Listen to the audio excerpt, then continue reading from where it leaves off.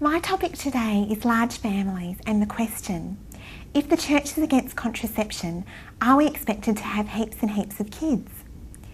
Now, the practice of contraception has become so prevalent and so normalised in our culture that this is a very common misconception that people have about Catholic teaching on this issue. That if we don't use contraception in our marriages, we will all end up with huge families. And there are two things that are very wrong with this misconception. The first is the implication that having a big family is somehow a negative thing, that children are not one of the greatest blessings of marriage. And the second problem with this misconception is that it assumes that the only way we can control our fertility is through contraceptive drugs and devices. This latter message is so promoted in the media and by the pharmaceutical and medical establishment that sadly many people think it is the truth. But contraception does not control our fertility in a morally and physically healthy way. With the practice of contraception, our culture tries to sever the connection that God has made between sex and babies. But as Catholics, we believe this connection between sex and babies is intrinsically good and beautiful, and that the right way to control our fertility is by understanding how our bodies work, knowing that God has designed us with a fertile and an infertile time of the month, and by controlling our sexuality in a loving and responsible way. Every time we make love with our spouse, we accept the awesome possibility that God may bless us with a baby through this act of love. And if we have discerned that, for a serious reason, it's not a good time for us to have a baby, we make the loving choice to abstain from sex until the infertile time of the month. The Church helps us to see that our bodies are beautiful and good, and our fertility is a gift. Modern methods of natural fertility awareness or natural family planning are highly effective, 98 to 99%, in helping couples to achieve or postpone a pregnancy, with none of the damaging physical, emotional and spiritual effects of contraceptives. Now, the Church teaches that every married couple is called to be open to life. We make this promise in our wedding vows to accept children lovingly from God. But this does not mean that God calls every couple to have a large family, although this is a very beautiful calling. The Church teaches that the number of children a couple has is a deeply personal and private matter between them and God. What matters most is not the number of children we have, but our attitude towards the gift of children. We are called to enter marriage with an attitude of generosity and love, knowing that children are a blessing. Psalm 127 says, "Children are a gift from the Lord, the fruit of the womb is a reward."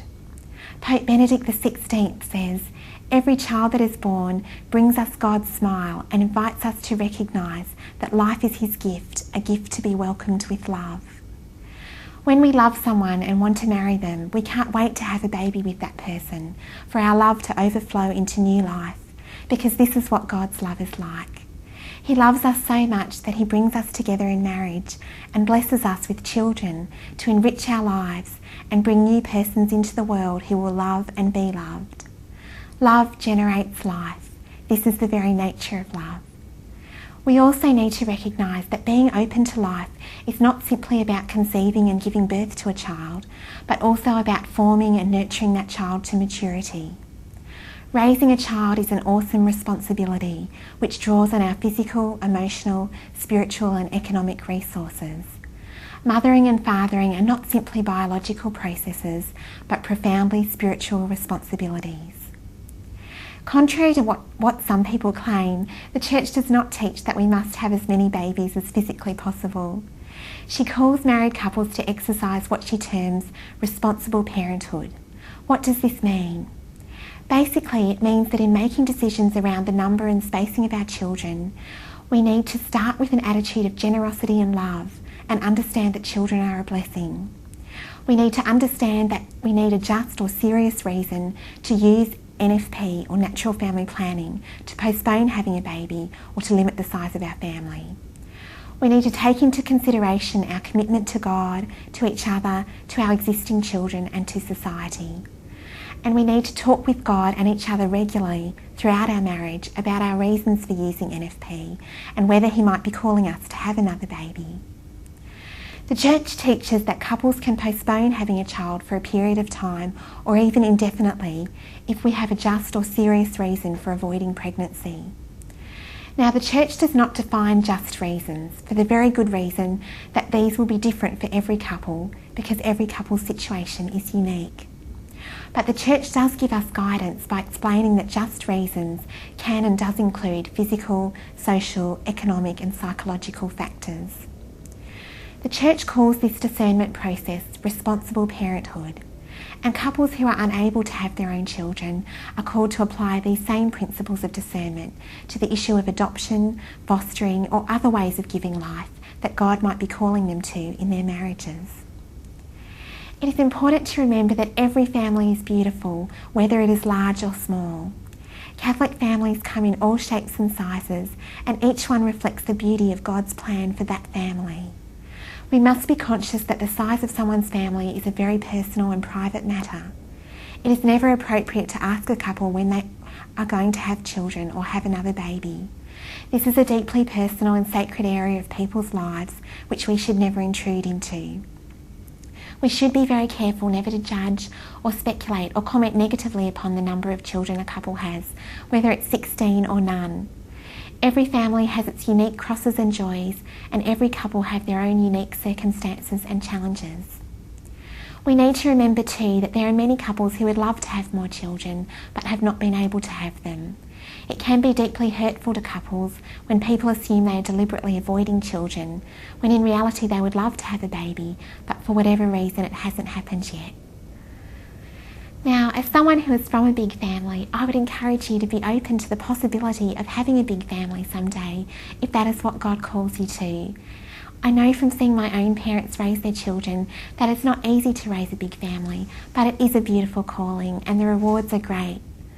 It can be hard because large families are unusual in our society, and sadly in some circles there is a prejudice where you are made to feel unnatural or abnormal if you want lots of children, or where people express pity or disbelief towards a woman expecting her third, fourth or fifth child instead of sharing her joy. It is also difficult today because sadly our society places many pressures on parents, particularly on mothers, to keep working after the birth of their children. We need to do much more to give proper recognition and support socially and economically to families. We are deeply affected by the culture in which we live and the expectations of what good parents should provide for their children. More and more, parents feel the pressure to provide material advantages, expensive schools and after-school activities and overseas travel and the best clothes and technology. But what children need most of all is their parents' love and their time. Of course, we must supply our children's needs and comforts and care for our children physically and materially. But once we have supplied these needs, we don't need to give our children more material things. We need to give them ourselves. We need to give them our time, attention and love. Children need to know that we are precious because of who we are, not because of what we have. What makes life beautiful is not how much we have, but having people to share life with. Pope John Paul II once commented that it is certainly less serious to deny children certain comforts or material advantages than to deprive them of the presence of brothers and sisters who could help them to grow in humanity and to realise the beauty of life in all its ages and in all its variety.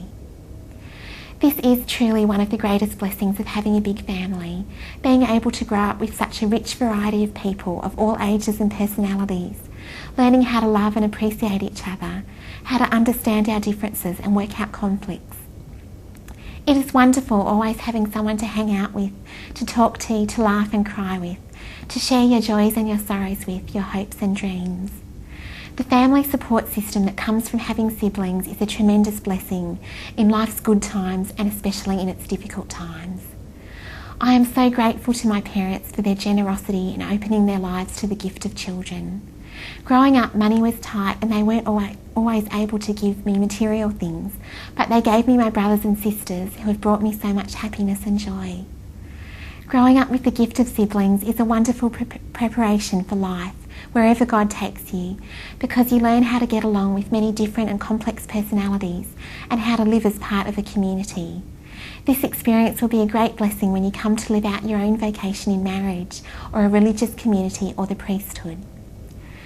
So to the question, does the church expect us to have heaps of kids? The answer is no. The church wisely teaches that this decision belongs to husband, wife and God, because God has a unique plan for every family. So long as we respect the beautiful gift of sex as He has made it and recognise that every child is a precious gift and a blessing, God will guide us with His love and open our hearts to receive the children He wants to give us.